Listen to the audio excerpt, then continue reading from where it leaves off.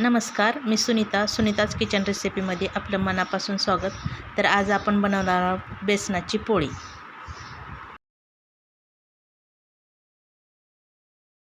त्यासाठी लागणारं साहित्य: एक मोठा कांदा घेतला आहे बारीक चिरून, कोथिंबीर स्वच्छ धुवून बारीक चिरून घेतली, 1 कप बेसन घेतले, त्याचबरोबर 1 चमचा मीठ घेतले, हळद घेतली आणि तिखट घेतलेलं आहे. तर आता आपण कांदा भाजायला घेऊया. आपण कांदा टाकूया याच्यामध्ये सगळ्यात.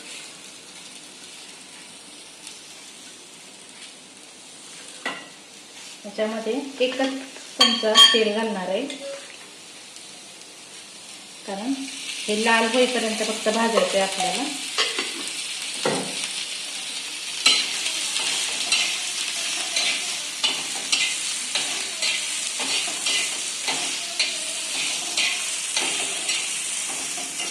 पूर्ण तांबूस होईपर्यंत कांदा भाजायचा, कारण त्या कांद्याची चव पण छान लागते पोळीला. त्यामुळे पूर्ण तांबूस होईपर्यंत भाजायचा, कारण ह्याच्यातलं पाणी पण जायला पाहिजे कांद्यातलं. कांदा एकदम गोड लागतो नंतर.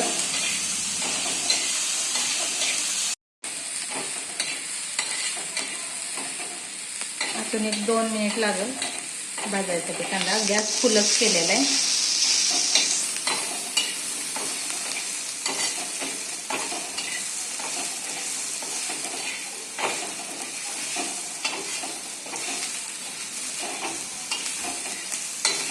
हे बघा, तांबूस होत आलाय कांदा आपला. ह्याच्यातलं पाणी निघून चाललंय. आता हा कांदा आपण जे आपलं बेसन घेतलेलं आहे ना, त्याच्यामध्येच आपण काढणार आहे. इथेच हा कांदा टाकणार आहे आपण.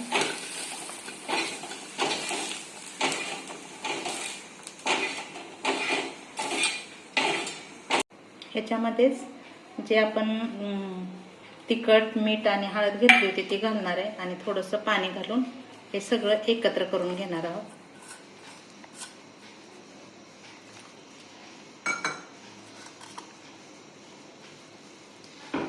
पातळ, जास्त पण पातळ करायचं नाही, जास्त पण घट्ट करायचं नाही.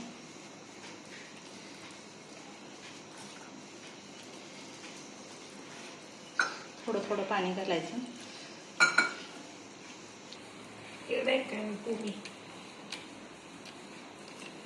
हे बघा, अशा प्रकारे तुमच्या चवीनुसार ह्याच्यात तुम्ही मीठ कमी जास्त घालू शकता. हे अशा प्रकारे करायचं मिश्रण. जास्त पातळ नाही आणि जास्त घट्टही नाही, एकदम मीडियम आहे.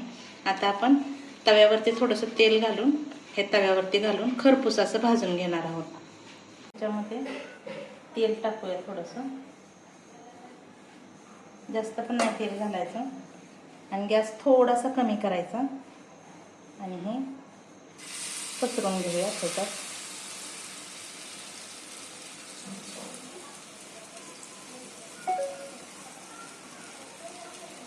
पूर्ण बाजूला पसरवून घ्यायचं, पातळ करायचं एकदम.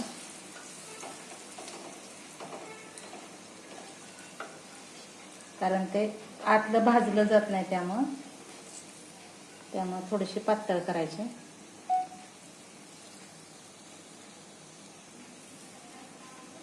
कमीच गॅस ठेवायचा, कारण फुल गॅस केला तर खालनं करपते, त्यामुळे कमीच गॅस करायचा.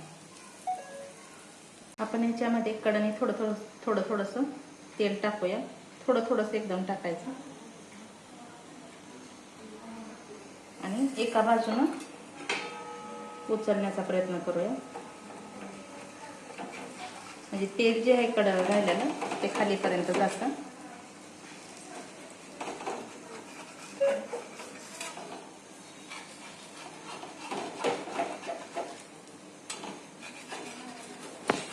गॅस अजिबात वाढवायचा नाही, गॅस कमीच ठेवायचा,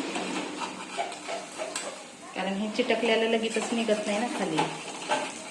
हे बघा, पूर्णपणे निघाली. आपण दुसरी बाजू शेकून घेऊया.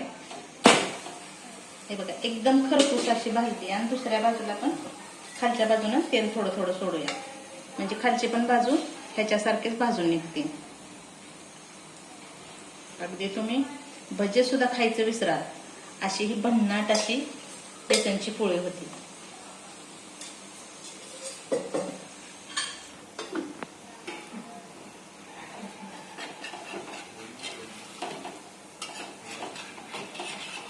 हे बघा उलटली मी ही दुसऱ्या बाजूने.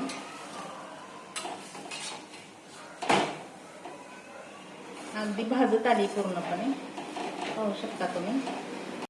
ह्याला जास्त तेल जात नाही, व्यवस्थित एकदम होती.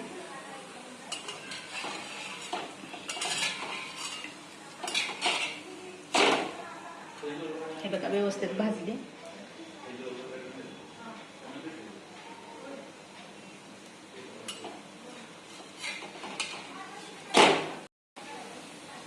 ही पूर्णपणे भाजली.